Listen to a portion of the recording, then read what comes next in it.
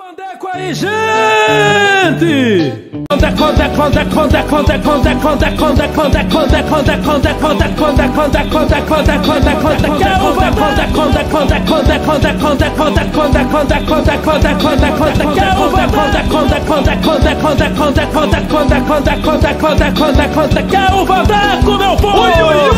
Olha o Vandeco aí, gente!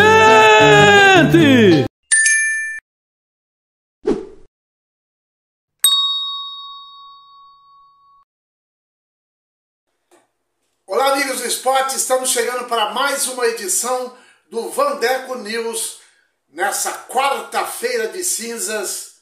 Ontem, feriado, nós não tivemos a apresentação do programa e hoje a gente volta com informações sobre o esporte dessa semana.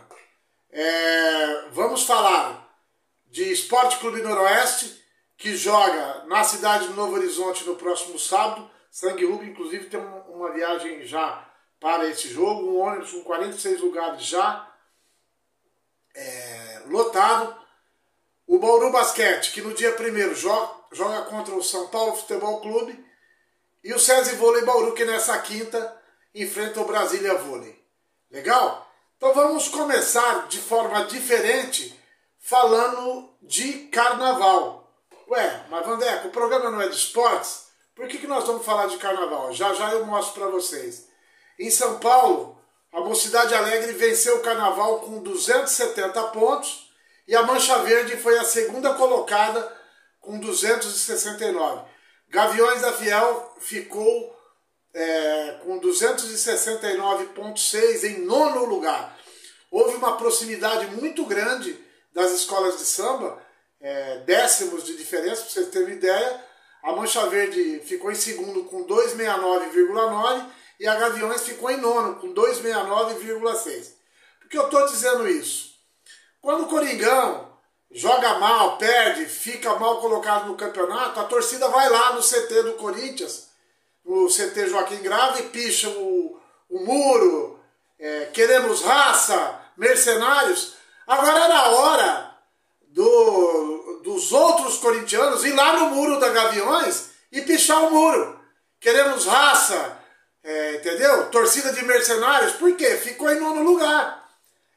Vale também para o mesmo. É apenas uma brincadeira, mas acontece sempre quando o Corinthians perde. A Gaviões vai lá na sede lá no CT do Corinthians, picha o muro, etc. e tal. Então, poderia acontecer o inverso. E por que também eu trouxe o resultado aqui?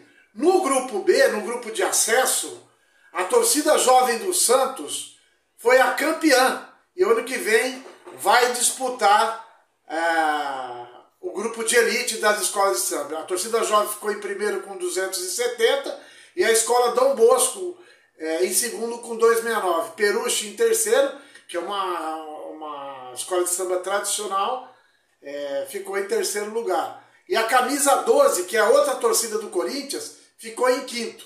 Então, carnaval também tem uma ligação forte com o futebol, né? Eu digo porque é o seguinte, eu já fui 2 vezes no Anhembi assistir o carnaval e a gente fica impressionado quando a Gaviões desce, quando a Mancha Verde desce. É a torcida da torcida. É muito legal e o carnaval ele é intimamente ligado com os clubes de futebol, com as torcidas que desfilem nos carnavais de São Paulo. Em Bauru, agora notícia de última hora, a Mocidade Independente da Vila Falcão foi a campeã do carnaval. E a Cartola ficou em segundo lugar. O bloco Dragões da Vila ficou em primeiro na categoria blocos, já que nós estamos falando de carnaval, vamos falar de Bauru também, né? E o bloco Pérola Negra ficou em segundo lugar. Então, atualizando as notícias de carnaval. Legal! Começando com as curiosidades do esporte, vamos falar do futebol mundial. Por que os torcedores do Atlético de Madrid são chamados de colchoneros? Os colchoneiros.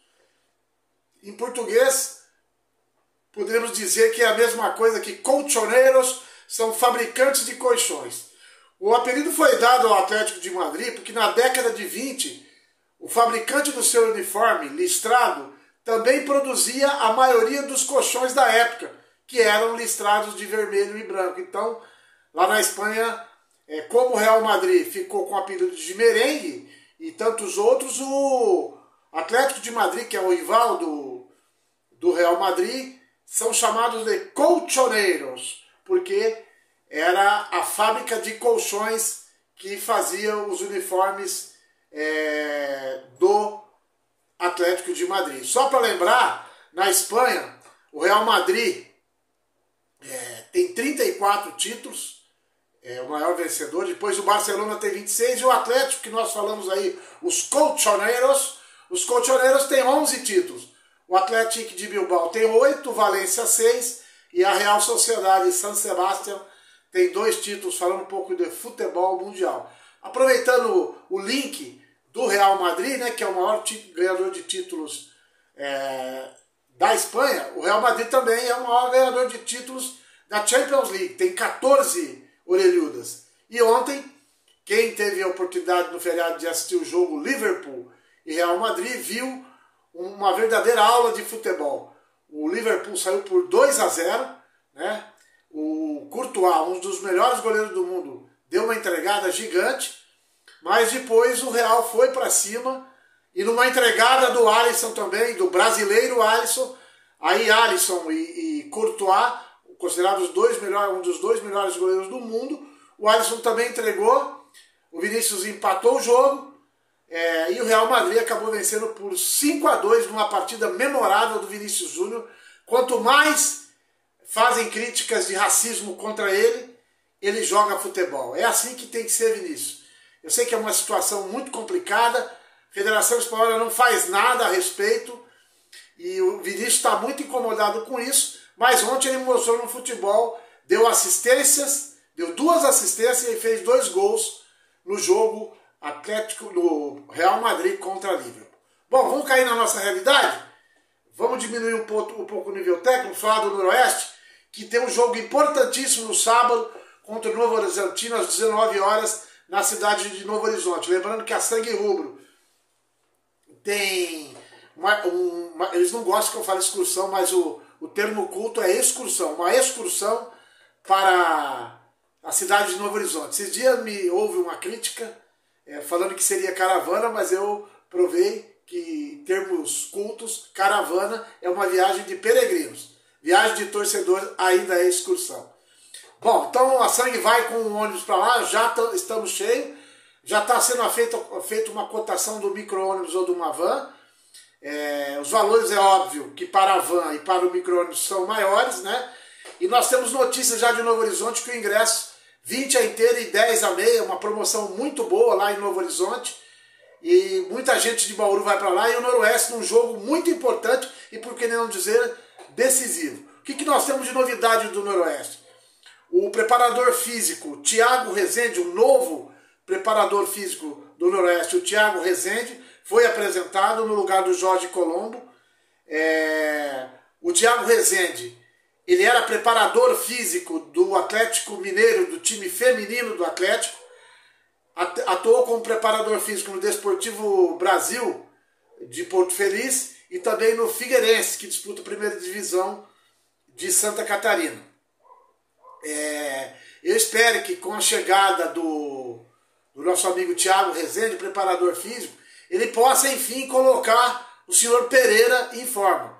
Eu não sei se é a complexão física do Pereira, mas a mim parece que ele está um pouco acima do peso. Então vamos ver se o Rezende chega junto aí. E outra, dá uma injeção de ânimo nesse time e dá uma cutucada com 220 volts, porque no último jogo aqui contra o Monte Azul, eu repito, foi uma leseira. Então espero que o Thiago chegue, dê conta do recado e faça o Noroeste ficar na ponta dos cascos e faça uma boa partida em termos físicos lá na cidade de Novo Horizonte no próximo sábado. Ainda nós temos do Noroeste o Calixto, o Maia e o Michael no departamento médico, e o técnico Moisés Egert fez um jogo hoje contra o Independência aí, do futebol amador. Amanhã a gente vem com o resultado, para trazer um pouco mais assim de dureza no adversário, né? E que o Noroeste possa recuperar os caminhos da vitória e jogar bem como vinha jogando. Vinha jogando muito bem dentro e fora de casa, principalmente fora de casa. Então eu espero que o Noroeste entre com um sistema tático muito parecido com aquele que venceu o Comercial lá no Santa Cruz por 2-0, para a gente retomar o caminho das vitórias e trazer os 3 pontos aqui para a cidade de Bauru. Jogo importante. Noroeste viaja para Novo Horizonte na sexta-feira e tem uma sequência dura com os próximos jogos. Enfrenta o Novo Horizonte fora de casa, enfrenta a Ponte Preta fora de casa, a Santista fora de casa e o Rio Claro em casa, não necessariamente nessa ordem. Mas dos 4 jogos, apenas 1 em casa e 3 fora. Então é importante o Noroeste pontuar fora também. E depois do jogo contra o Rio Claro aqui, vencer e vencer bem, para se posicionar, na minha opinião. É importante que fique entre terceiro e quarto para decidir o segundo jogo do octogonal em casa e depois possa pegar um adversário um pouco mais fraco. Se o campeonato terminasse hoje, o Noroeste pegaria o Primavera de Indaiatuba, que é o 5º colocado. O Noroeste está em quarto lugar.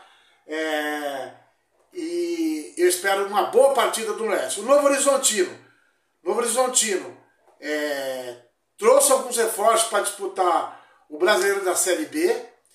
Fez um campeonato ruim da Série B, mas caiu da Série A do Paulista para a Série B, que é a Série A2, mas tem um time de respeito, né?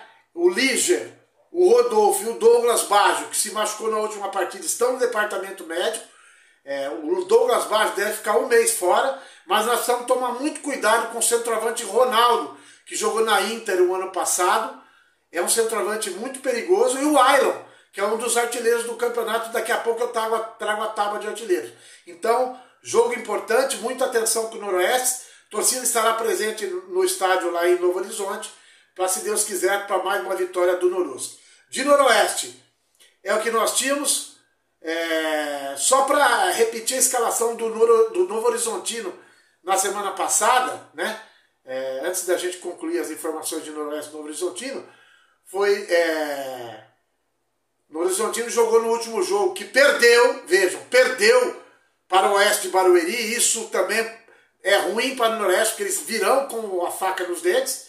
Novo Horizontino perdeu lá com George, William Lepo, depois o Prata, Adriano, Renato Palme, Roberto, depois Léo Tocantins, Giovanni, depois Bruno Silva, Ailon, o artilheiro, e Rômulo, Lucas Café, depois Renan Gomes, Bruno Costa e Ronaldo, técnico Eduardo Batista. Lembrando que o Eduardo Batista é um técnico muito conceituado no futebol brasileiro, já dirigiu o Mirassol com boa campanha, dirigiu o Cruzeiro de Belo Horizonte e também dirigiu a Sociedade Esportiva Palmeiras. Então não é bobo, e vem de uma escola muito boa do seu pai, que é o Nelsinho Batista.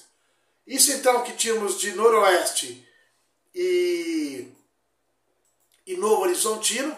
Falar um pouco agora do basquetebol. O Bauru Basquete tem um jogo importante no dia 1º, volta a jogar somente no dia 1º, contra o São Paulo Futebol Clube, depois da derrota difícil que nós tivemos contra a Franca, lá no Pedrocão. Jogar em Franca não é fácil. Franca impôs uma vitória importante, mas o Bauru tem condições de vencer o jogo contra o São Paulo. O jogo vai ser aqui no ginásio Cláudio Montini, na quinta-feira, e eu acredito que, se o Bauru Basquete repetir a partida que fez contra o Paulistano, pode sair tranquilamente com a vitória. Sobre o SESI Vôlei Bauru, sobre o Bauru Basquete, só para trazer aqui a classificação do NBB 22, Franca disparado na frente com 48 pontos, 24 jogos e 24 vitórias, invicto. Repito que se Franca continuar dessa forma, exceto se dá uma tropeçada, uma bobeira nos playoffs, mas nos playoffs vai decidir em casa, provavelmente deve ganhar mais esse título do NBB. O Flamengo em segundo com 45, depois o São Paulo, próximo adversário do Bauru Basquete, com 40, Minas com 40, Paulistano com 39, Corinthians com 37, Pinheiros 36 e o Bauru Basquete na 8ª posição com 36. Então, Bauru Basquete, oitavo, com 36, enfrenta no próximo jogo, dia 1º, no ginásio Cláudio Mantini, Parada de Pressão, o São Paulo Futebol Clube, que tem 40 pontos. Sobre o SESI Vôlei Bauru, volta a jogar aqui, agora jogando em casa, contra o Brasília Vôlei, está bem abaixo na tabela, no dia 23, quinta-feira, às 19 horas, na joia do Horto do ginásio Paulo Scaff. A gente espera uma reação do SESI Vôlei Bauru, que o técnico Marcos Kiviek possa criar uma mudança, fazer uma mudança no modelo mental, mudar o modelo mental e recuperar o caminho das vitórias. Porque não dá um time como esse, com investimento altíssimo, um técnico que tem um salário altíssimo, dos mais altos no voleibol feminino brasileiro, numa sequência de derrotas igual está acontecendo. Construído um ginásio maravilhoso, investimento gigantesco, com a ajuda do nosso Paulo Scaff, por isso que com muita justiça é dado o nome dele ao ginásio, mas nós precisamos ganhar, gente. Precisamos ganhar, o SESI Vôlei Bauru precisa recuperar o caminho, e uma boa vitória contra o Brasília Vôlei pode trazer os caminhos da vitória. Eu passei batido aqui, ainda sobre o Campeonato Paulista da Série 2, é importante trazer a rodada inteira do próximo final de semana. O Lemense enfrenta a Ponte em Leme, jogo difícil para o Lemense. Vamos torcer aí para uma derrota na Ponte Preta, é sempre bom também dar um tropeço, né? O Juventus enfrenta a Portuguesa Santista na Rua Javari. Juventus não vem jogando muito bem na Javari. O Rio Claro enfrenta o São Caetano no Chimitão.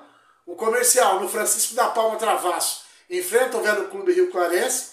O 15 de novembro de Piracicaba, no Barão da Serra Negra, enfrenta o Monte Azul, que vem motivado depois da vitória categórica sobre o Noroeste aqui no estádio Alfredo de Castilho. Oeste de Barueri enfrenta o Taubaté. O Novo Horizontino enfrenta o Norusca, sábado às 19 horas, em Novo Horizonte. E o Primavera de Indaiatuba enfrenta o Clube Atlético Linense, na cidade de Indaiatuba. Classificação do Campeonato Paulista da Série A2. Ponte Preta em primeiro com 28, Portuguesa 22, em segundo, em terceiro Novo Horizontino com 22 também, a diferença está nos critérios de desempate.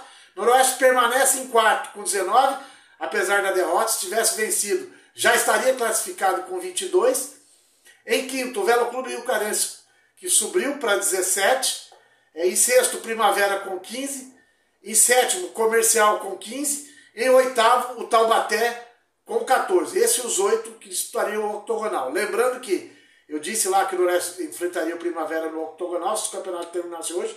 O Noroeste enfrentaria o Velo Clube Rio Clarense, time para qual perdeu lá na cidade de Rio Claro. Depois em nono, o Oeste de Barueri com 13, Juventus em décimo com 13, 15 de Piracicaba também com 13 em 11º, em 12º Rio Claro com 12, o Lemense em 13º com 11, o Clube Atlético Linense, numa situação delicada, a primeira posição fora do Z2 com 11, em 15º São Caetano com 9 e em 16º o Monte Azul, que venceu o Noroeste aqui com 7 pontos. Então, isso também complementando em termos de Campeonato Paulista na Série 2. Do esporte é isto que temos. Lembrando que temos lá no canal do Vandeco uma reportagem muito legal realizada com o Gabriel de Souza, assistente técnico do técnico Guerrinha no Bola da Vez, e também a entrevista com o professor Marinho Gílio, que trouxe os indígenas de Havaí para assistir o jogo do Noroeste. Reforçando então, Sangue Rubro estará no estádio do Novo Horizonte para assistir o Noroeste e o Novo Horizontino.